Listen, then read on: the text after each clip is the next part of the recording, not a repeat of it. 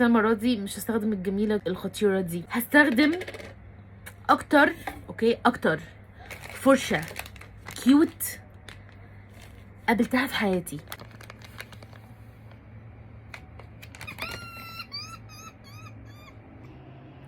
هو في كيوت كده؟ ازاي ابهدلها واحطها في الفاونديشن واحطها على وشي واحطها في لوس باودر؟ حد يقول لي ازاي تهون عليا؟ محتاجه افهم ازاي حاجه كيوت وبالجمال ده انا ابهدلها. الباقي كويس.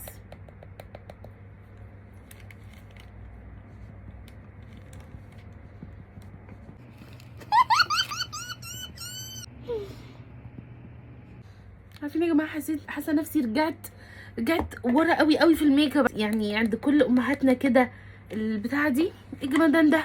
المناطق دي رفيعه، يعني هحطها كده في اللوس باودر يا جماعه. كنت تنفع للعين.